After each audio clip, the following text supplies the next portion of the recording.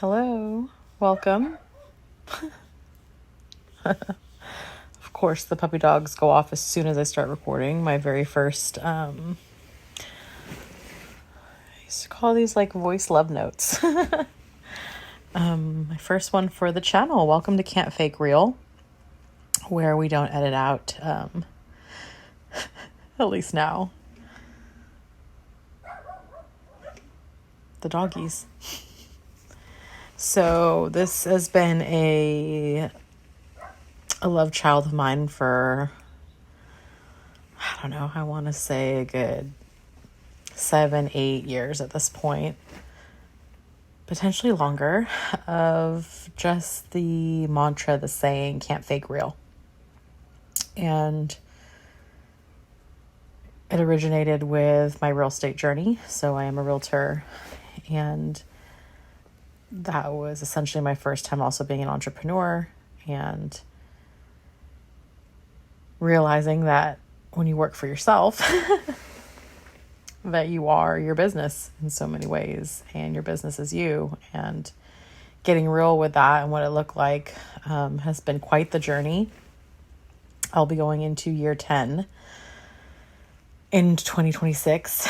And so at the same time, while this channel, this landing spot, I'm not quite sure what I want to even call this space and what I'll be featuring on it.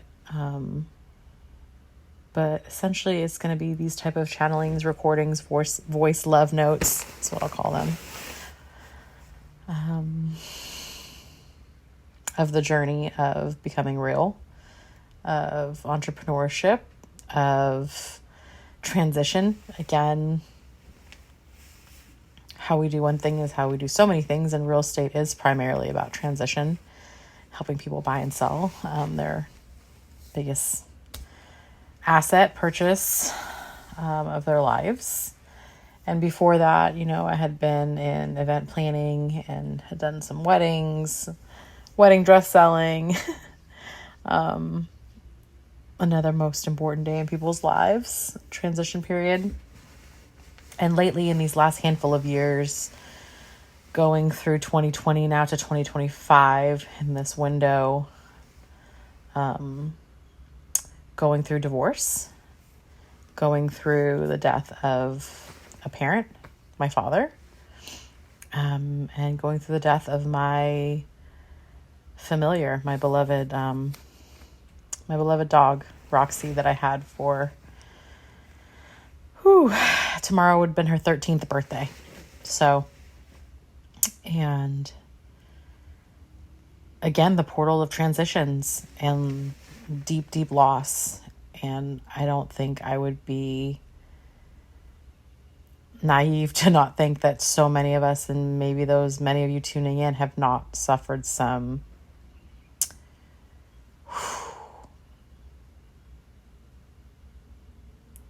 gut punching loss in these last few years. I don't know many people that have got through without losing something super dear to them.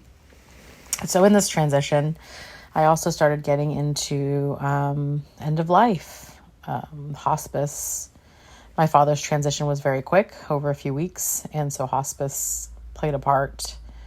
And seeing end of life care, it sparked something in me to then, research, being a death doula, holding, again, people at a big transition point, which is death.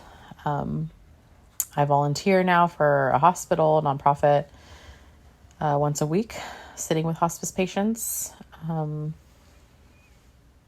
which is segueing now into just more about what this channel is and what it's going to be about. We're 5 minutes into this. I try to talk fast and succinctly, but oftentimes when I channel or just speak, I just let it flow. And I have so many recordings I can go back to over the last how many years, and I will, and maybe pull out just little gems or nuggets here and there and share them, and even reflect back on who I am now versus through this whole journey. But so Doing healing work is also something I stumbled upon close to a decade ago, right? As I was renewing my real estate license, I found a somatic bodywork modality called emotional release therapy.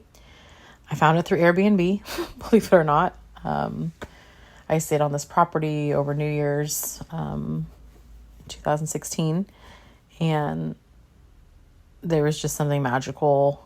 It's set out in the redwoods by the ocean, and I just had never really felt that safe on a stranger's property. And mind you, this is before, I was really active into real estate again and going on strangers' properties on a daily basis. But nonetheless, I felt super cradled by this land. And I asked one of the owners in passing, what they did there. And one of them, was a landscape designer, and thus the lush gardens and plants and forest and fauna, all of it. And the other person said, we also do retreats here. And I was like, oh, what kind of retreats? And as soon as I heard, the words emotional release therapy, there was something in me that knew I needed to know more. Like point blank. The other funny side note, the bedroom we were renting for the Airbnb had a connected bathroom. And in the bathroom, there was this kind of like armoire type get up. And inside there were just dozens and dozens and dozens of tissue boxes. And at that point, I was like, who needs this many freaking tissue boxes? Like half of them were opened and like then half of them were not. And they were all like just different sizes. There was no coherence to them. And now, obviously, a decade later, having done many workshops and learned this work and taken it out, I thoroughly understand the need for all those tissues. And so it was at this point, close to a decade ago, that I embarked on a healing journey that now involved my body. Meaning not just like talk therapy or medications or tinctures or oracle read, all things I had started to dabble in. Like this was something that I had never done before, which, is somatic work tied with talk therapy, tied with inner child work, which is essentially parts work going to the different memories that live in us. And essentially honoring them by giving them an empathetic witness and completing a process that they may not have gotten to do in the traumatic event, in the traumatic period of their life, in the, again, just natural transitions of losing somebody, all these different things affect our emotional body, right? And so this was my first time really experiencing that work. And I remember the workshop was in March, April of that year. And something in me, I remember, just came back online. Like I was like, oh, that's the best way I could describe it. Like back in my body for the first time in a long time. And I felt like I was waking up, soul retrieval, all these words were coming to me and I didn't really even know what they meant at the time. And I was married at this point and going to marital counseling and individual counseling through Jungian psychoanalysts. So there was already this basis too of like the archetype, to me, the hero journey that I feel that life is in so many ways. And that's why it is this heroic tale that's been used throughout, millennia. And so this channel is essentially me coming out, I think, as healer can be such a loaded word. And so I'm trying to use my voice, my mission, my passion, my purpose, my time, my energy, like talking about this becoming in this transition and how life, take some breaths here and close my eyes, is so precious. Life is so precious. And fragile and yet fierce. And it's a ride in so many ways, ups and downs and round. And sometimes the ride gets stuck, and sometimes it's going way faster than you think it should be going. And sometimes you feel like you maybe are going backwards. The ups and down, and again, the round and round. And I guess the can't fake real, to me, real used to be showing all the parts. Like, I used to like to post pictures of me crying, right? And how to some people that may be looking like being a victim, right? Or trying to get attention or trying to connect from a painful place. And that is my own journey. I have been in my own wounds of needing pain to be consoled, pain to connect, and how pain is very powerful.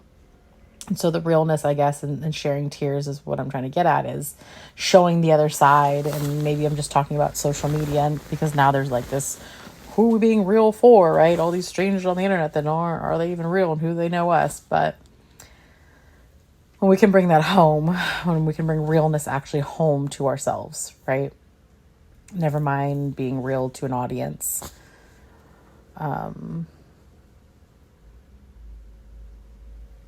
It took many different iterations and years to realize that real, I used to think it meant Reiki, emotional release, or energy work, alignment and love, right? I tried for many years to come up with an acronym for real. And recently, remembering everything as love was downloaded.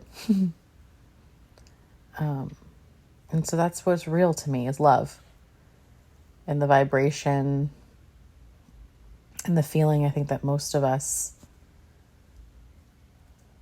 would love to dwell in. Most of the time, myself, I would love to just be in love as often as possible. And love in the sense of not a romantic love or familial love or platonic, but just the unconditional, the just being of love that doesn't even have all the labels. The love is love, right? And how in recent years I've had so many beautiful ways to practice this. I mean, these different flavors of love, but more recently, essentially self-love. And radical acceptance. And that's what I'm here to share with you. Through my journeys, through my stories, through the people I meet, through my clients, that come in all different, shapes, walks of life. And I still don't know essentially what will continue to be revealed.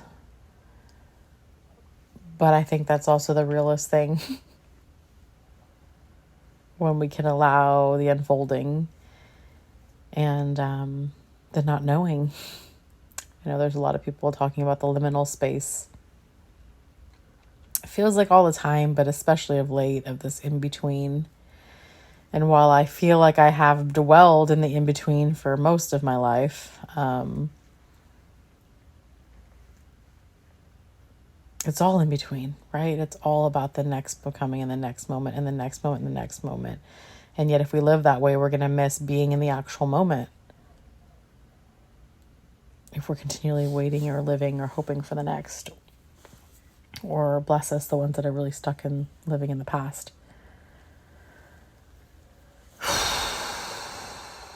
So this is about 15 minutes. Welcome to Can't Fake Real. My name is Max, and this is a place where hopefully we cannot feel so alone in our transitionings in all the different ways, shapes, or sizes. I'll primarily probably be telling some silly stories. I am also working on mediumship skills, and I have done card readings for a few years at this point now for fun. And I enjoy pulling energy, tapping into the energy that way, or into the archetypes, or into the dynamics. I am a Reiki master and a certified emotional release therapist practitioner. I volunteer for hospice. I am a licensed real estate agent. I am a mentor for newer agents and for soulpreneurs in general that are looking how to be real with themselves and their life and not have to fake any of it or compartmentalize any of themselves, where we can fully show up as our messy selves in all the transitions of life. And I welcome you here. I am one of you.